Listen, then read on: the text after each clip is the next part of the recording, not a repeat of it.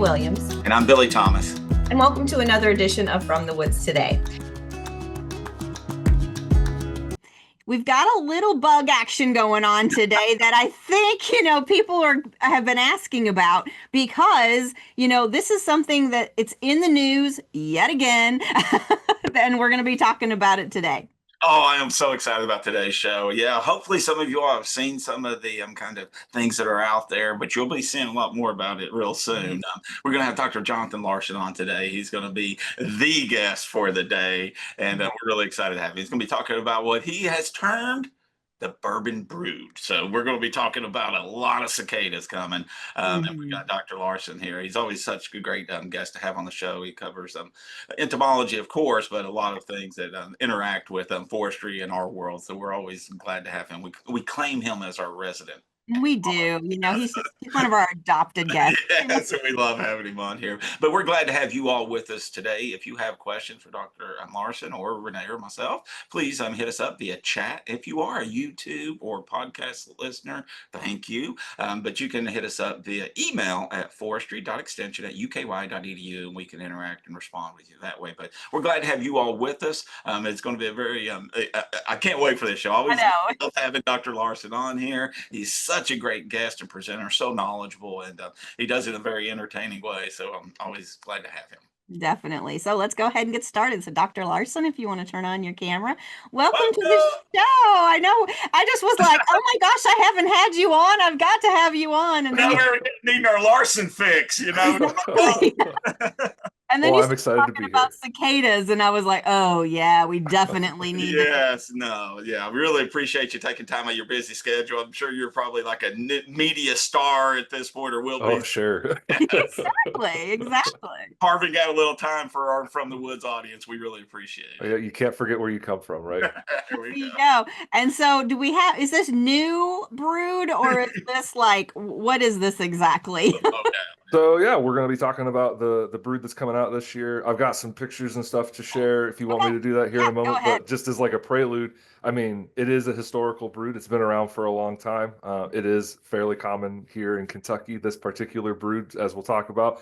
And I'm trying to get people excited. So I'm excited. I appreciate that you're letting me hype them up. We're excited. So we're with you, Dr. Larson.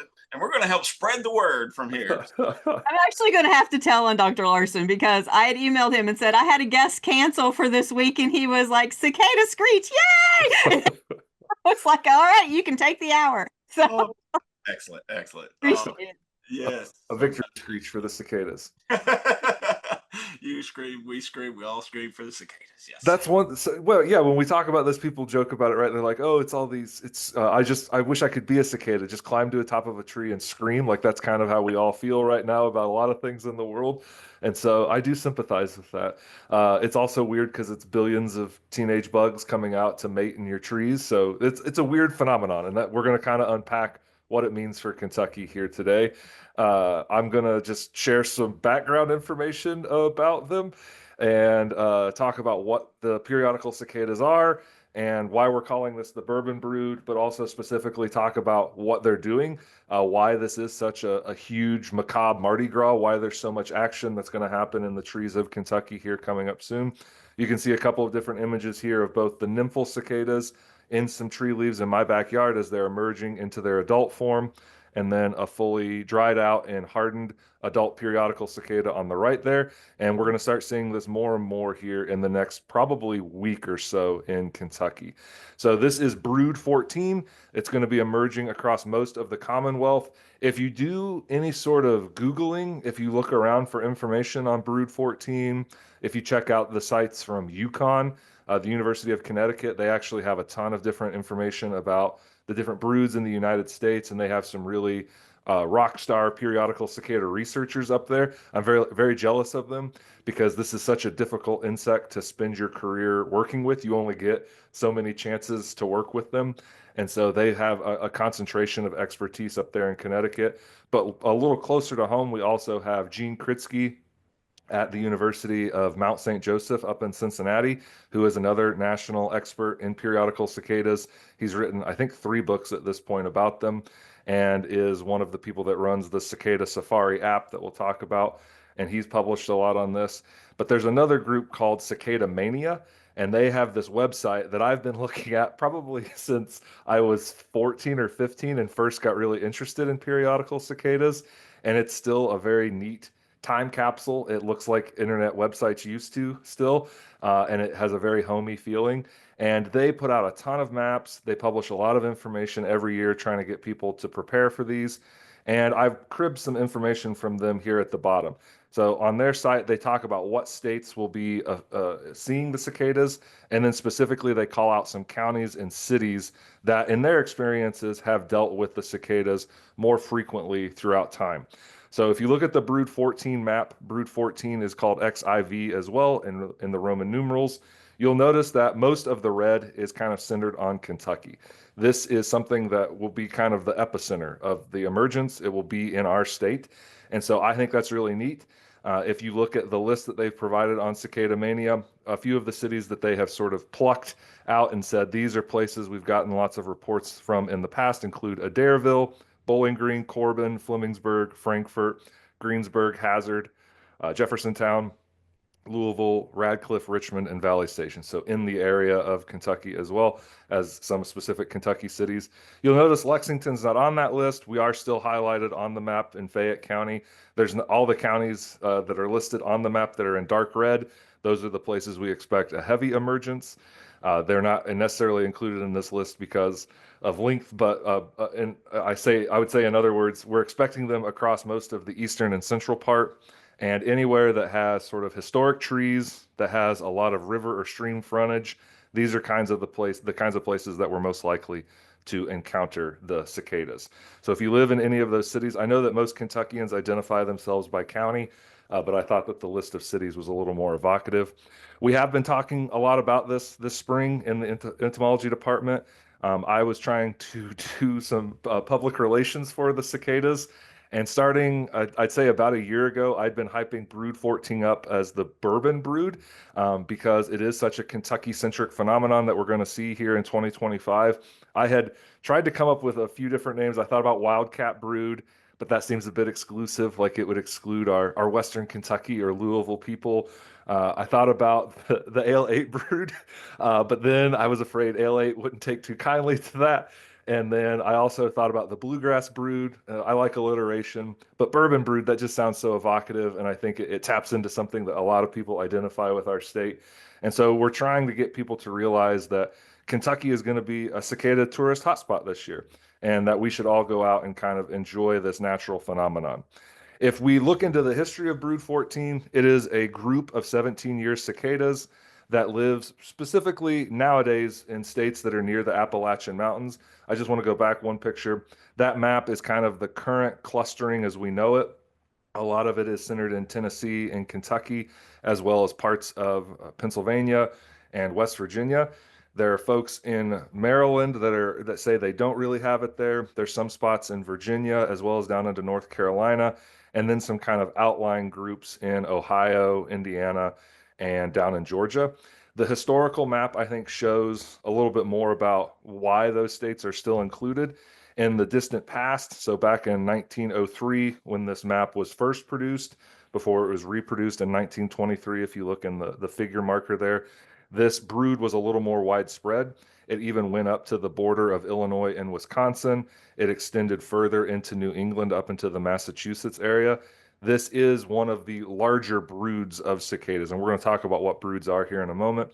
But this is, I would say, second only to Brood X or Brood 10, which you may remember coming out back in 2021, right after 2020's events of COVID and everything.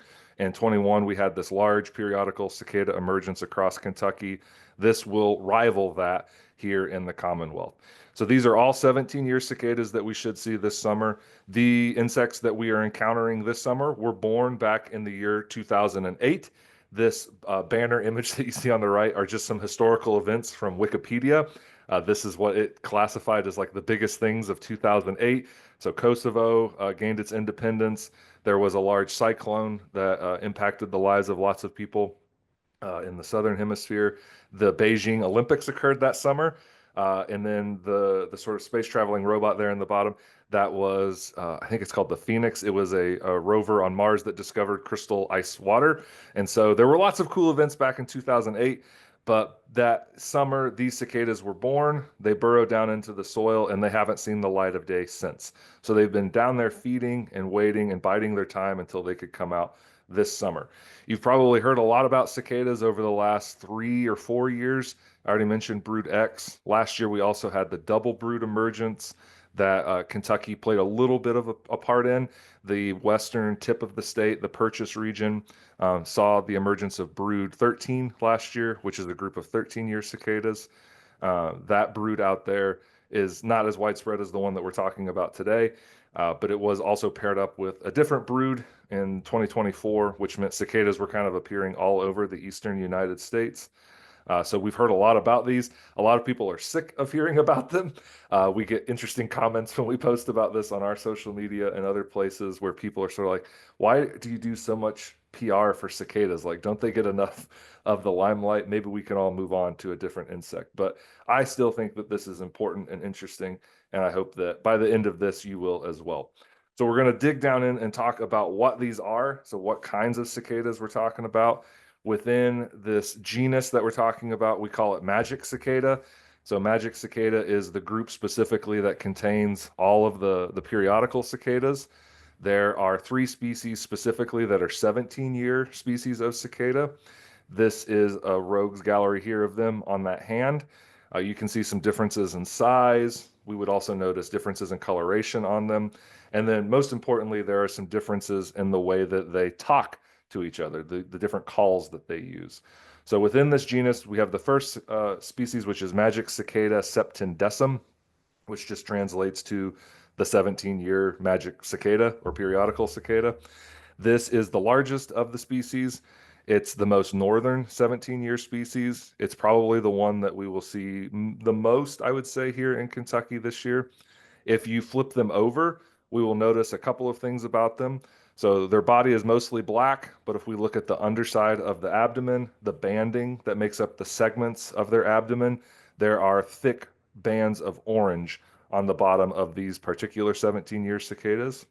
The other thing is if you would then flip it back over and you would look between their red eye on their head and then the attachment where the front wing attaches to the thorax, there's this kind of war paint stripe of orange between the red eye and the kind of orange tip of that wing.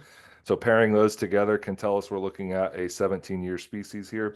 It's also known more classically as the pharaoh cicada. This gets its name because when they are making their call, there's some of their initial calls, it sounds to our ears vaguely like somebody is trying to sound like a frog and then also say the word pharaoh over and over again. I'll play it in a little bit. Maybe you'll hear it, maybe you won't, but it's not as distinct as somebody going pharaoh, pharaoh, pharaoh. It's like pharaoh drawn out over a long period of time. I'm not going to do very many cicada impressions today. I hope you weren't looking forward to that, but that is vaguely what you will start to hear in the coming weeks. There's also a couple of other smaller species of 17-year cicada. We have Magic Cicada cassini, also known as the dwarf periodical cicada because of its smaller size. So in comparison to the pharaoh species, they're a little shorter in length. And then if you flip them over, you would notice that their abdomen is completely black. There is no orange striping under it. They are more famous for making a bursting call.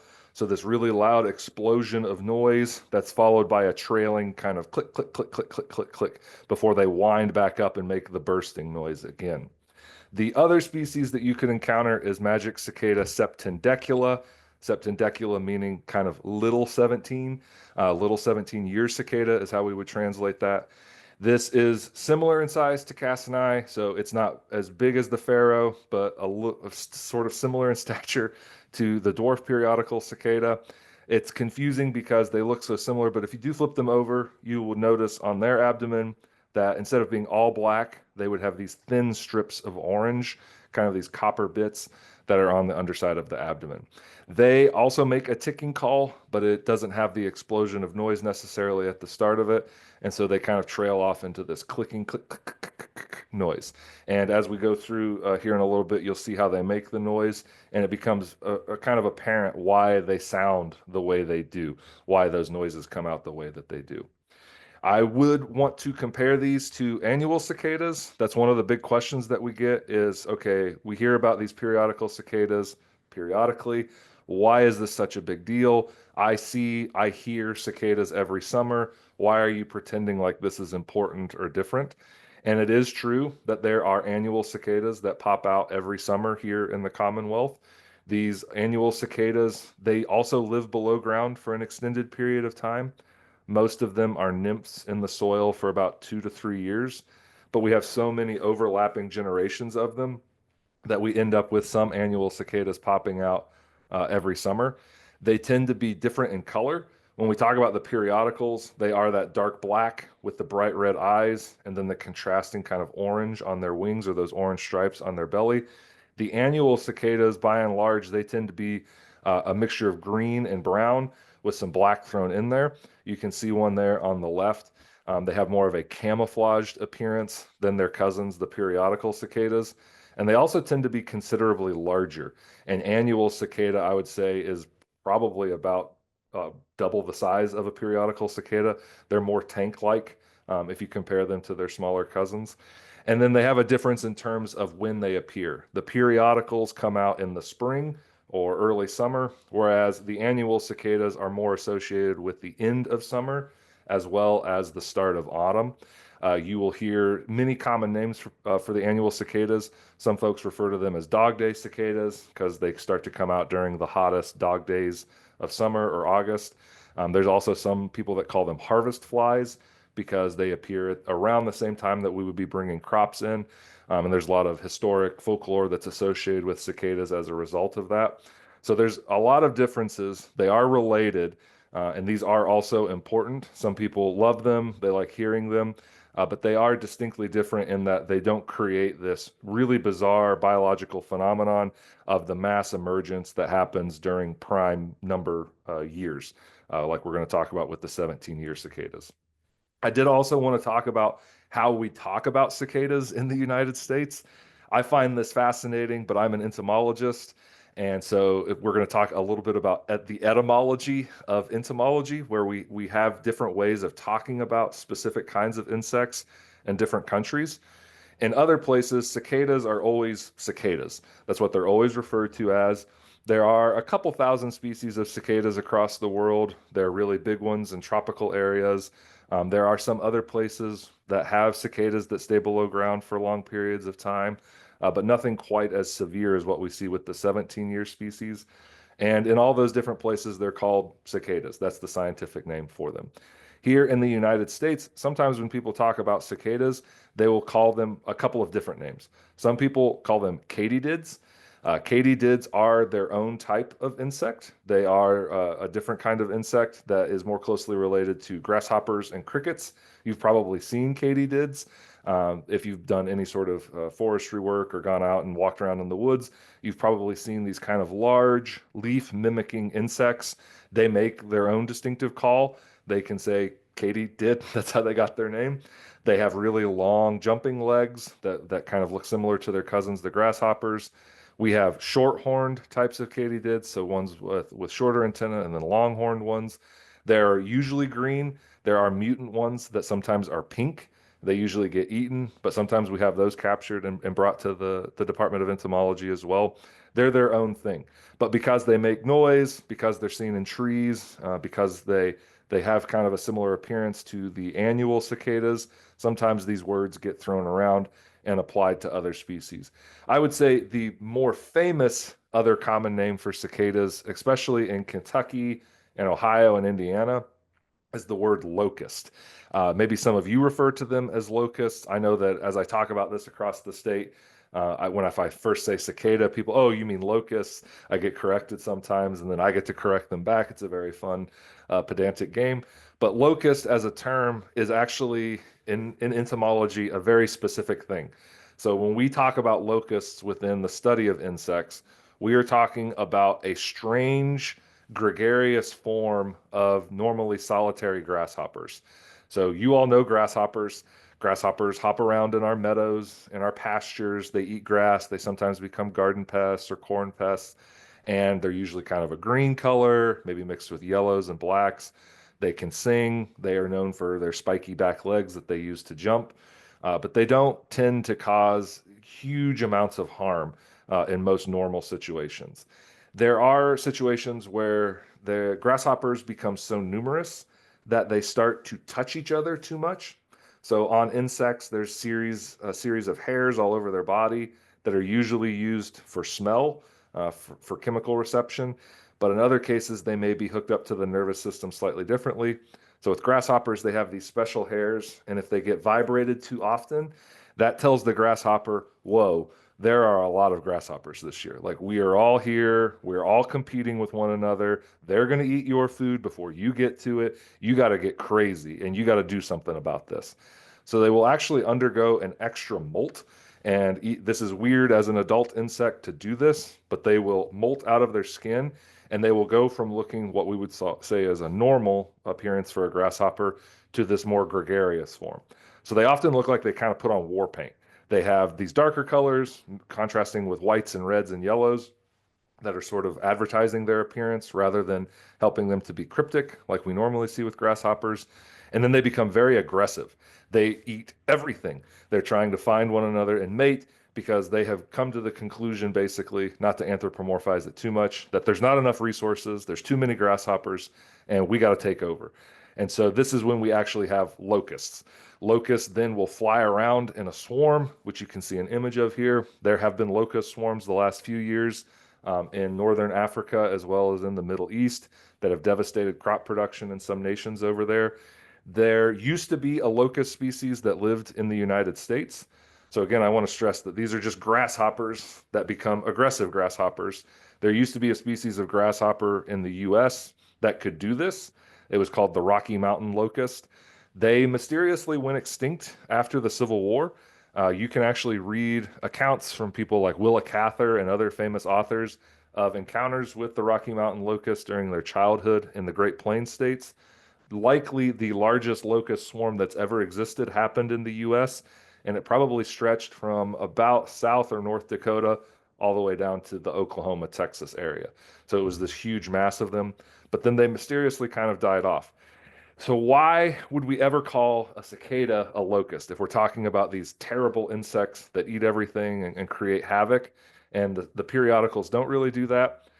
The best reason that I have heard for this is that this kind of US linguistic trick is an artifact of the colonization process. So as people came here, they settled in the Virginias up into New England. There is some belief based on primary literature that one of the earlier groups of colonists that came over encountered a 17-year periodical cicada emergence. And if they were from England, if they were from the British Isles, more broadly, I should say, they only have like one species of cicada there, and it doesn't behave anything like periodical cicadas. And so the only thing that these early colonists could conceive of in this huge mass like that would be the biblical locust swarms that they had read about in their Bible. And so from there, we have this kind of ringing down through hundreds of years of American history where people still refer to cicadas as locusts. That was a bit of a lengthy explanation, but if you've ever been curious about why that happens, that is kind of the best explanation that I have ever heard for it.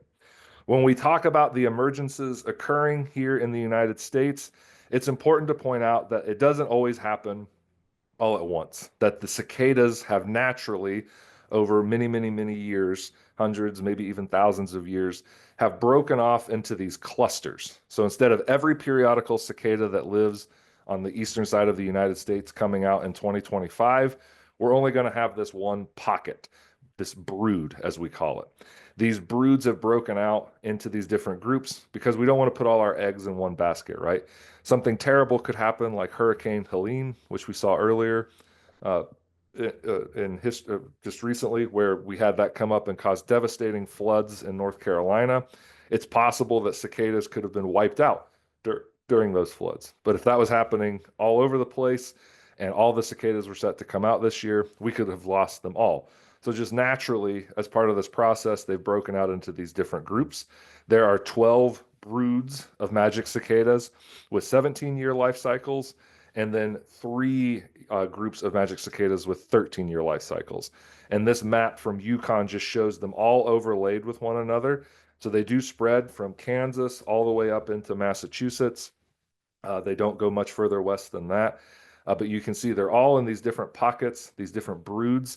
The broods were conceived of by a scientist named C.L. Marlatt. So this is him in his later years. If you look him up, Charles Lester Marlatt. There are some other more interesting images of him as a younger man. He has a very spruce mustache. He was kind of a fancy looking guy in the early 1900s. He was one of the early leaders within the Bureau of Entomology at what later became the USDA, and then sort of all the different regulatory agencies that make it up. The Bureau of Entomology had other luminaries that worked for it, such as E.O. Howard and a few others, but he was, I want to say, the third director of it. And one of the sort of most important works that he ever produced is a publication that we still cite today when talking about periodical cicadas, where he had looked at all of the historical data, realized that there were all these different pockets of them, and then he started to classify them and give them names. He used Roman numerals to make it look a little more scientific. He cataloged the broods that he knew existed, and then he also hypothesized that there would be more broods. He guessed that there would be 30 total broods that we would discover in the United States. And I don't know if he was just trying to be cute, because he said there would be 17 17-year broods and then 13 13-year broods. That's never quite come to fruition. These are the sort of brood maps from history. So these would have been produced sort of 20 years after the original publication of his work. But the ones in the cluster on the left of 12, those are the 17-year ones. And then the three final ones in their own column, those are the 13-year broods that you see there. With these, you can see how widespread he had figured out they all were, and then sort of helping to figure out that they're broken up into these different clusters. These have changed over time. The distribution of cicadas within the different broods is not quite the same as it was when he first conceived of it. And we have lost broods that he had previously described. So these are the lost ones, brood XI, so brood 11. This is a 17-year brood. It was very localized in Massachusetts, Rhode Island, and Connecticut. It was last seen in 1954. So they've gone extinct or have maybe joined other broods. We will talk about this, but the cicadas can emerge a year early. They can emerge a year late. They can also emerge about 3 years late.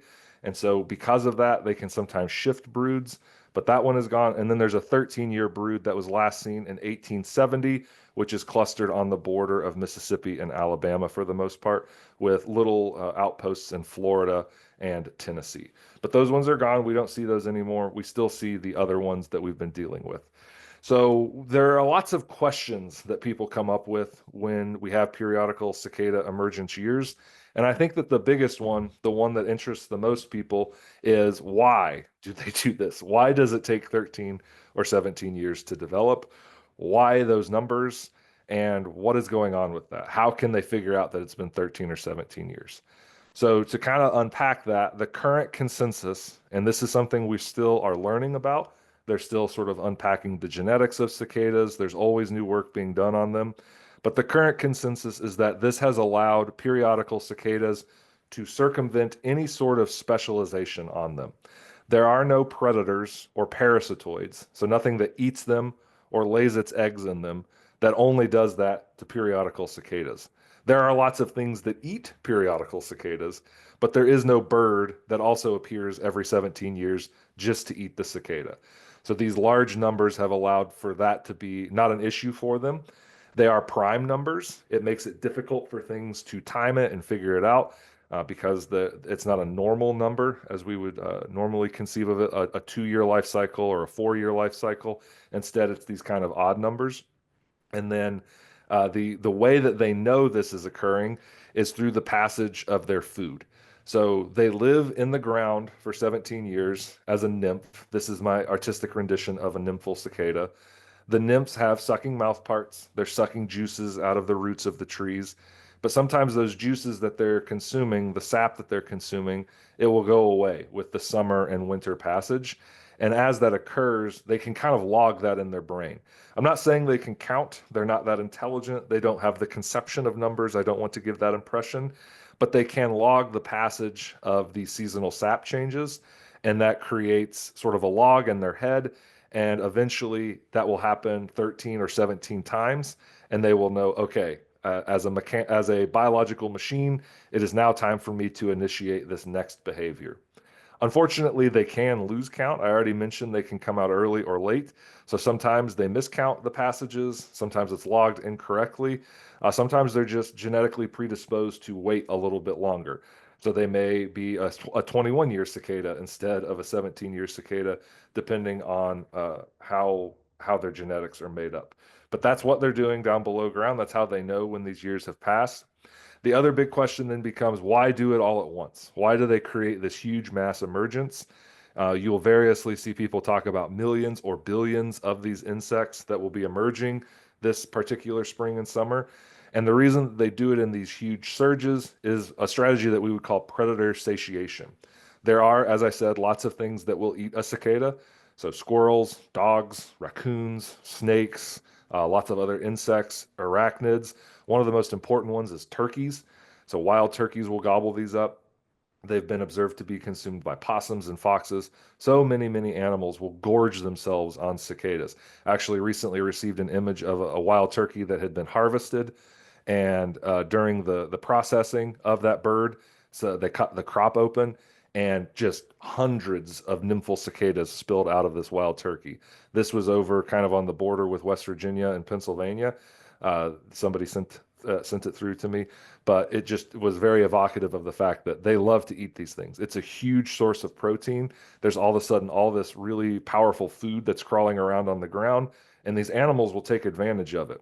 But eventually, just like when you were in college maybe and you ate pizza every day for every meal for 4 days straight, you eventually got to a point where you never wanted to hear the Domino's jingle again or see the Pizza Hut logo because it just elicits this disgusted response. So eventually they don't want to eat them anymore. They have become satiated. And that means that cicadas that emerge after that point are more likely to survive and reproduce and then pass their genetics on to the next generation. So it's better to not come out in May. It's better to probably come out in June and be able to avoid these things that want to eat you. This is about to kick off basically anytime.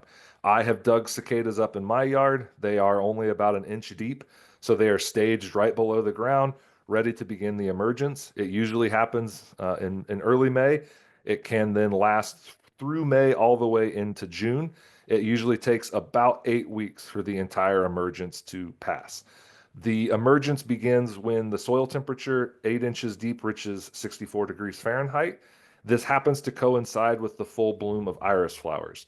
I've been driving around in Fayette County. It seems like the irises are in full bloom at this point.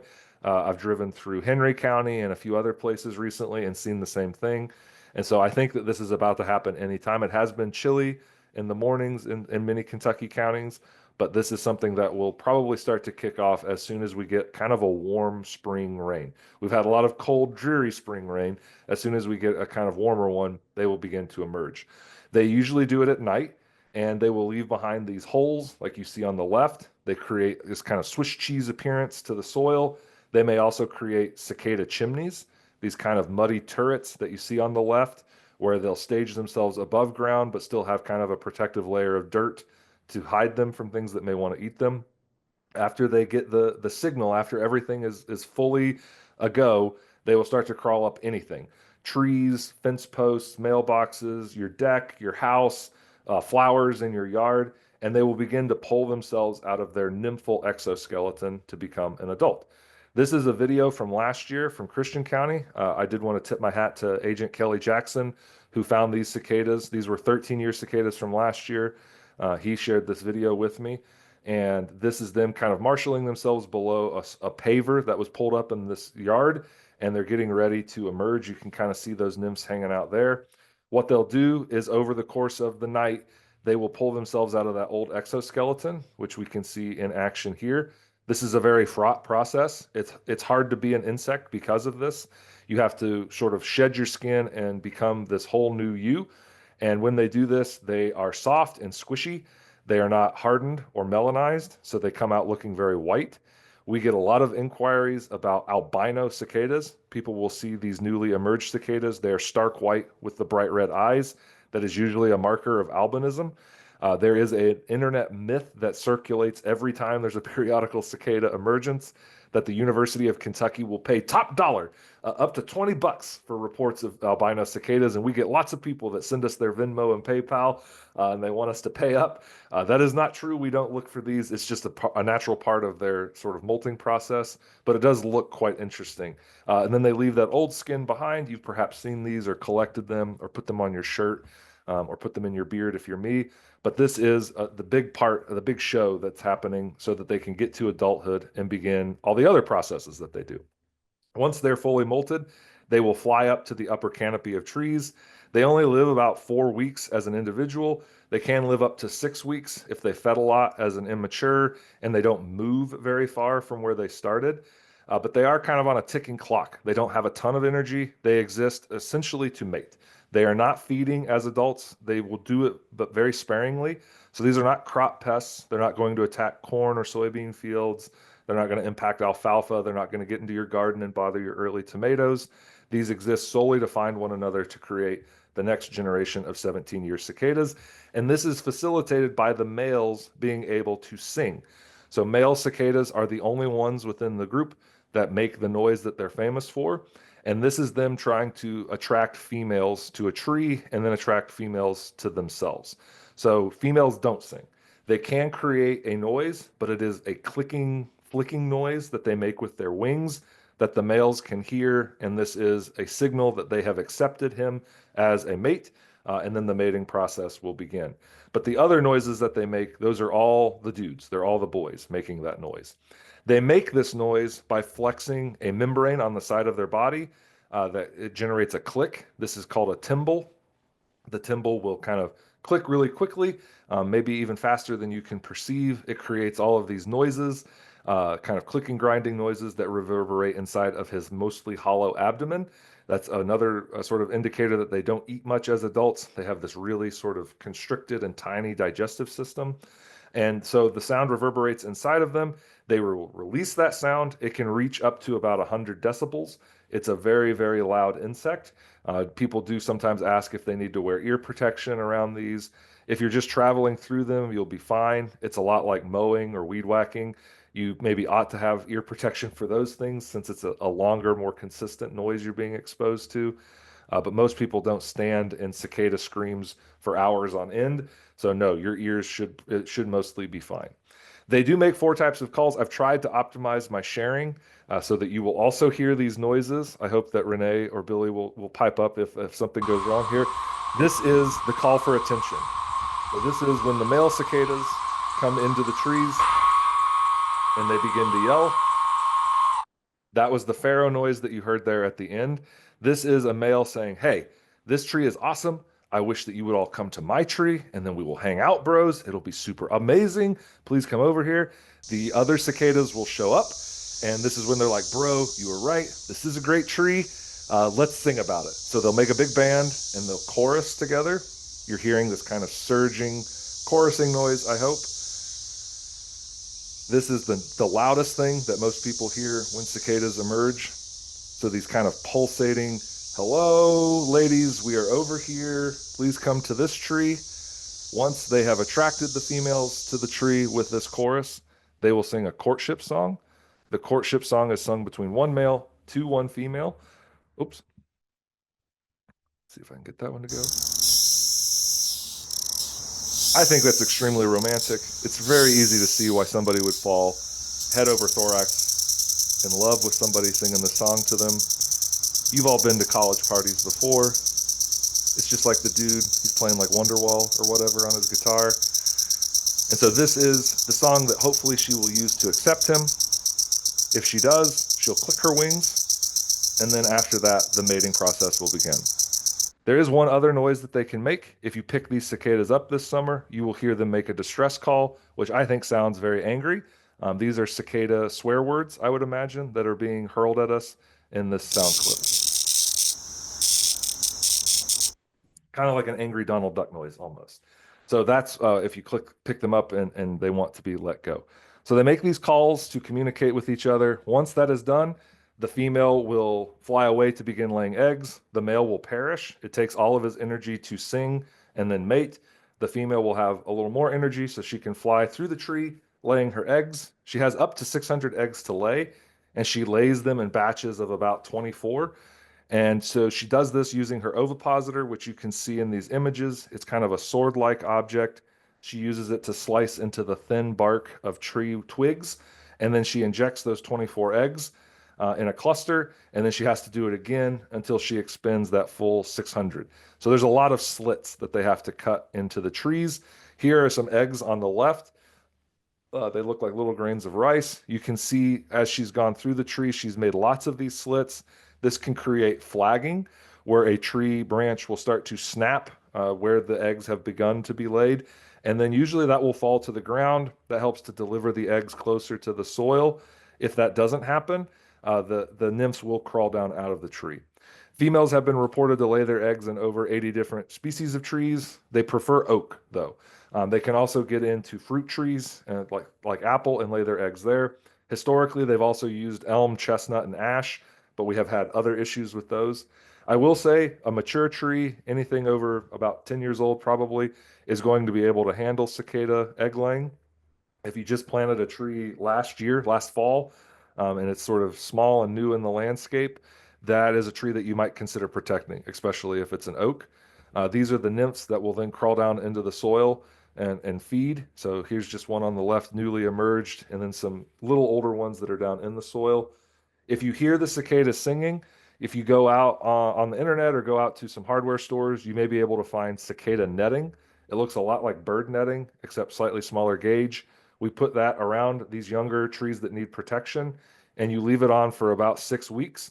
It'll look a little unsightly to have. It doesn't affect the growth of the tree really, but it does exclude those cicadas from being able to visit it and lay their eggs, and it helps us to avoid using insecticides that would kill these insects and then kill one of our kind of guardians of time, these wonderful insects that are around for 17 years. I think it would be a real bummer to survive a 17-year process below ground, come above ground, find the love of your life, and then go to make your kids, and you encounter a toxic layer of pesticides and you die before you can kind of succeed at your biological imperative.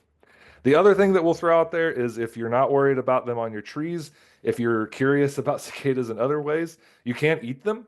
Pets can also eat them. Dogs and cats will be fine if they eat a few cicadas. As long as they're not sitting out there gorging themselves all day long for 6 weeks, they'll be fine. We can eat them as long as we're not allergic to shellfish. Again, I would hazard caution. They've been below ground for 17 years, and it's hard to tell what they've been exposed to there. But you can cook them up. Do not eat them raw. You can skewer them. You can put spices on them. Maybe dip them in some Sweet Baby Ray's barbecue sauce. Whatever it is that you want. They have kind of a nutty flavor, I would say, if eaten on their own. That's my whirlwind tour of cicadas. If you want to help more, if you don't want to eat them, if you don't want to protect your trees from them, you can tell us where you see them. You can do that through iNaturalist or through Cicada Safari. Both of these allow you to upload a picture, and then we can view those pictures and view the map and know where these cicadas still exist within the state and keep better track of them historically. And I appreciate From the Woods Today letting me go on for 40 minutes or more about periodical cicadas. Oh, that was awesome. I loved it. Good job. Good Yeah, job. that was great. It's hard to know in the moment. I'm just yelling in this bedroom by No, myself. hey, we were all just soaking it up, man. There's Sitting there so just much like, whoa. Dr. Larson, man. That is really, really interesting stuff. I mean, yeah. I was actually looking up the grasshoppers. I'm like, what's this? What's going on with this? Yeah, the locusts and all that too. And yeah. So much good stuff. So I Thank do you. have a question. So if Yeah. some of them miscount, are they all miscounting, or is it just like one can miscount and the other ones wouldn't, kind of thing? It's an individual thing. So yeah, you can be a cicada that miscounts and then you were supposed to come out in 2025 and you come out in 2028 and you kind of look around and you probably go, oh, this is a bit of a faux pas. You're probably very lonely. It's unlikely you'll find many other cicadas. If there are others that have miscounted, this is one of the ways that we believe the broods sort of become, that they actually will start to appear, is that you might have some that start to miscount and then they slowly sort of split off, bud off of the original main brood, and a Mhm. new small brood is being begun. Mhm. So yeah, there's just so much to think about there. It's making me think about. I wonder if could that forgetting be something like maybe the tree didn't wasn't productive or it was stressed that year and it didn't trigger the kind of the changes that it's trying to detect, or I don't. Yeah, Is absolutely. it weather based? I mean, is If it? I would be more inclined to argue with what Billy was saying. Yeah, that there's some sort of physiological thing with the tree that Mhm. maybe they didn't receive the information that they needed. There are potential problems with climatic variability, sort of stressing the tree out and maybe making it a less healthy host. And so then potentially they're not getting the data that they need from the tree to know how many years have passed. We worry about that with these insects. Urbanization is another problem that we have for them, where their habitat is stripped out, and you don't even know that you've done anything. You go through and you clear cut a whole area, and then you pave it. I mean, you have no idea that there were a bunch of insects under there that you just smothered and took away their food. Some people have asked about, if I chop this tree down and use it for firewood, did I kill all the cicadas? They can move around in the soil, so if there's another host nearby that they could belly up to, that's another possible interruption in the logging that we're talking about. uh, I shouldn't say logging on a forestry like that, but that they're That's a accumulating. lot. But if you take a tree down, they'll probably find another host. How Interesting. far can they go underground then? Like if they're trying to find another host, is it very far Not or just a not little? super far. Yeah, I would say within maybe 100 yards. They're not going to go too much further Okay, than it's that. even further than I thought, really, actually. But yeah, that's man, there is so much that you bring to this program and Mhm. to the Just state, weird bug Dr. stuff. No, but it's so fascinating. This is part of the world we live in, right? And it's an That's true. important part of everything. So thank you, really, for all the.